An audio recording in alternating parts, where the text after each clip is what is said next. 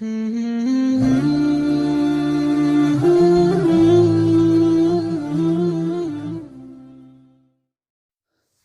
نام خداوند بخشنده مهربان نهایت با رحم. امروز تصمیم گرفتم برایتان یک قصه واقعی را پیشکش نمایم. میگوید مرد به مدت 4 سال به دولت‌های خارجه برای کار کردن و زندگی را پیش بردن سفر می کند.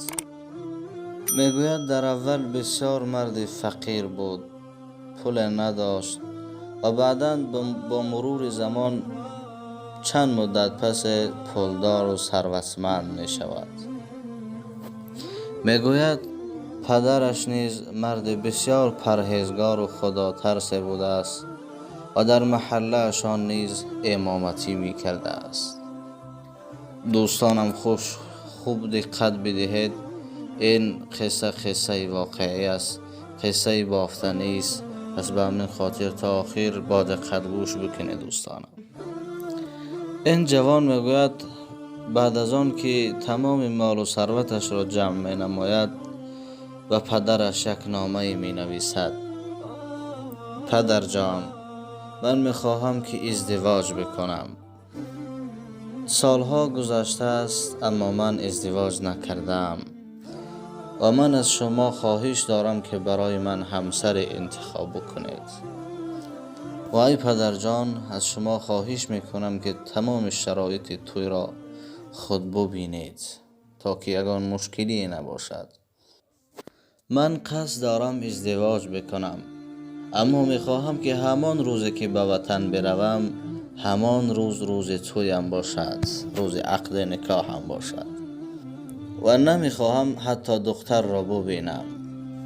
سخن جوان این را نشان میدهد که این جوان به پدرش چقدر اعتماد داشته است و باوری داشته است.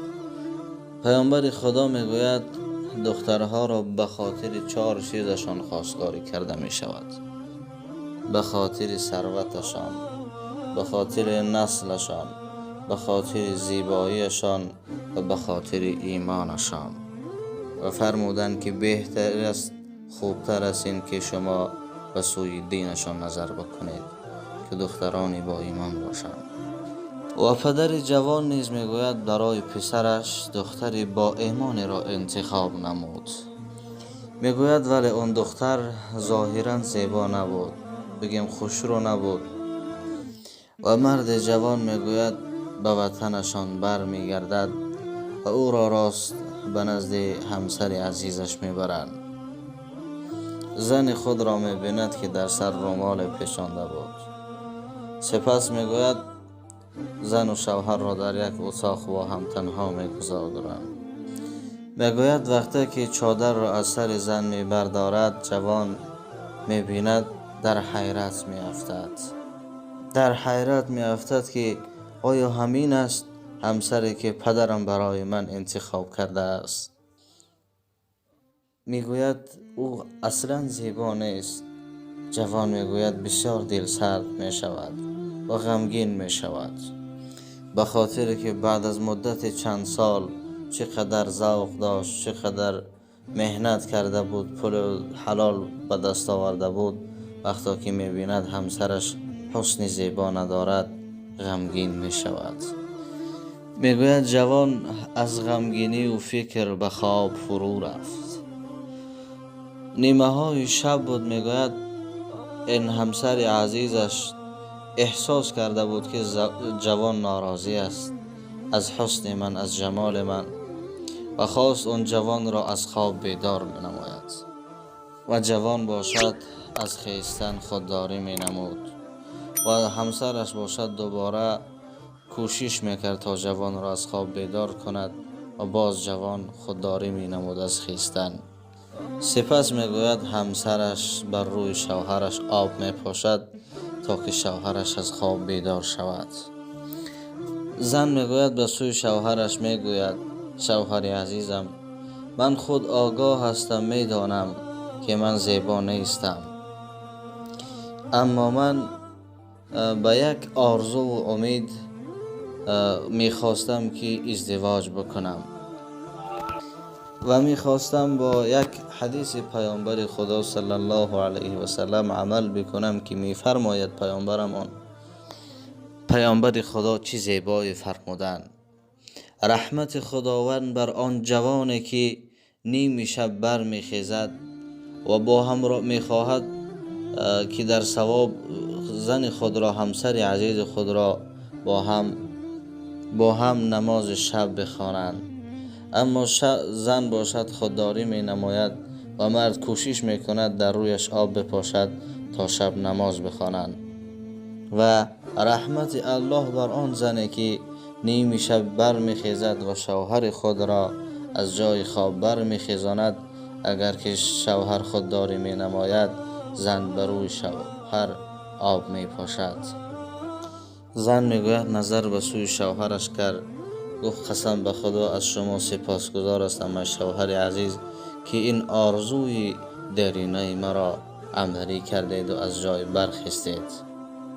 و دلم میخواست، بسیار میخواستم که با این حدیث پیامبر خدا عمل بکنم و قریب بود که از ازدواج کردن دلم شکسته بود. میدانستم که زیبا نیستم. اما ای شوهر عزیز، آیا شما آماده هستید که دوام حدیث را با هم انجام بدهیم؟ آیا بیدار می شوید تا من در نماز با شما اقتدا کنم؟ جوان میگوید از جای برخاست و زنش به او اقتدا کرد. برادران و خواهران مسلمانم، این جوان به خدا سوگند میخورد، به خدا قسم میخورد که بعد از نماز تهجد وقتی که سلام دادم، نظر به سوی همسرم کردم، خدا شاهد باشد که از همه زیباترین زن در نظر من میتافت. احساس میکردم که از همه زیباترین زن را من در دنیا گرفتم. برادران و خواهران مسلمانم، ما و شما باید فریب این عشق و محبت هایی که در تلویزیون ها و در سریال ها میبینیم فریفته اینها نشویم. عشق و محبت را الله در قلب هر یک جوان می اندازد. خطاب به سوی زنها است. ای زنها، اگر که می خواهید شوهرایتان شما را دوست بدارند، آنها را نیم شب بیدار بکنید و در نماز شب با آنها اقتدا بکنید. میگوید از این عائله بسیار فرزندان خوب، فرزندان قاری قرآن تولد شد، عالمان و خدمتگاری جامعه و ملت شدند. دوستانم، اینک باز به پایان یک قصه دیگر رسیدیم. با شما بودم بنده عبدالله. از شما خواهش کردم میشود دوستان در حق بنده دعاگو باشید و فکر و اندیشه های خود را در زیر ویدیو بنویسید. یکایک شما را از برای الله دوست نمی‌دارم. خدایا و مددگار هر یکی ما